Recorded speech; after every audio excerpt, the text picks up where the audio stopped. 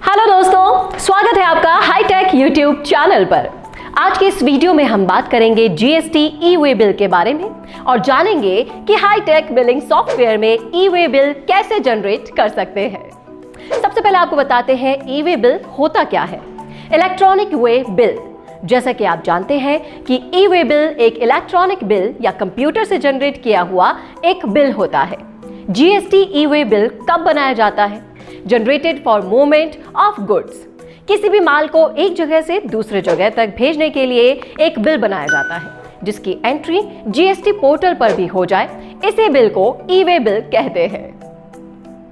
किस स्थिति में ई-वे बिल बनाना जरूरी होता है, चलिए बताते हैं। अगर ट्रांसपोर्ट से भेजे गए माल की कीमत 50,000 से ज्यादा है तो ई-वे बिल बनाना कंपलसरी होता है।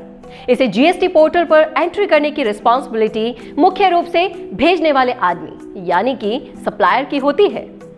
अगर माल की कीमत 50,000 रुपए से ऊपर हो तो चाहे वो राज्य के अंदर ट्रांसपोर्ट हो रहा हो यानी कि इंट्रा स्टेट, या फिर राज्य से बाहर ट्रांसपोर्ट हो रहा हो यानी कि इंटर स्टेट, इन दोनों सिचुएशंस में ई-वे बिल बनाना अनिवार्य है। ई-वे बिल किसे जनरेट करना चाहिए? जो भी रजिस्टर्ड डीलर पर्सन है, रजिस्टर्ड कंपनी है अंडर द जीएसटी, उनको ई-वे बिल जनरेट करना कंपलसरी होता है जब भी वो कभी 50,000 से ज्यादा का गुड्स ट्रांसपोर्ट कर रहे हो। कोई अंडर रजिस्टर्ड पर्सन, जब भी कोई पर्सन जिसने जीएसटी के अंदर रजिस्ट्रेशन नहीं लिया है और उसका बायर कोई गुड्स ट्रांसपोर्ट कर रहा है, तो जो बायर होता है उसे इंश्योर करना होता है कि ये जो सारे कंप्लायंस हैं ई-वे बिल के, कंपनी एक्ट उसे करना होगा। ट्रांसपोर्टर, अगर सप्लायर ई-वे बिल जनरेट नहीं करता है तो ट्रांसपोर्टर को ई-वे बिल जनरेट करना जरूरी होता है। चलिए अब आपको बताते हैं ई-वे बिल जनरेट करना कब जरूरी नहीं है। Mode of transport in non vehicle, transportation of empty cargo containers, transportation of goods by customs, movement of goods under Ministry of Defense, good exempted for e-way bill regime of per state territory rule।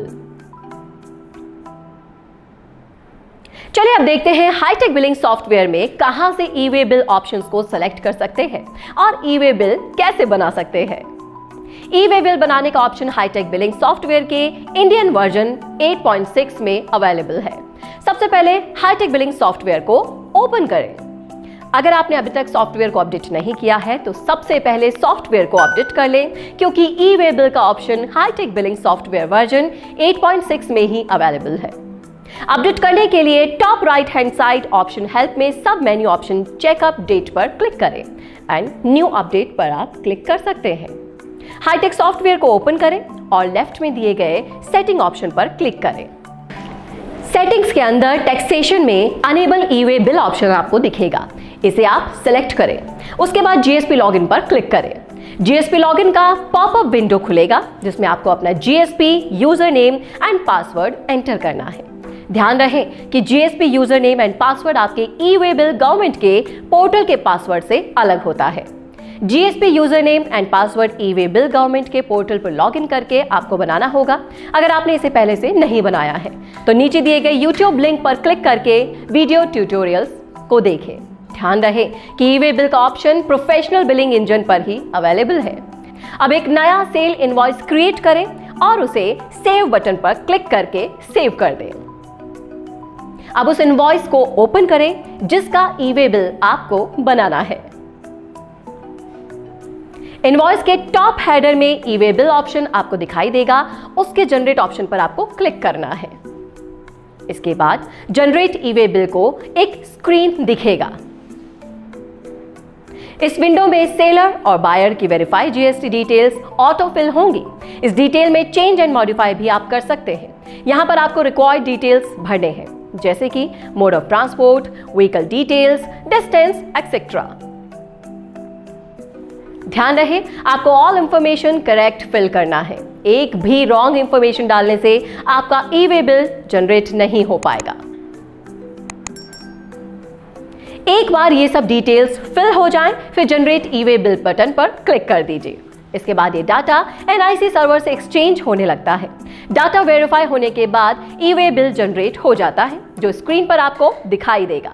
ये PDF format में खुलेगा, जिसे print out निकालकर transporter के साथ आप share कर सकते हैं। इसके बाद जनरेट हुआ e way bill number sale invoice में ऑटोफिल हो जाएगा।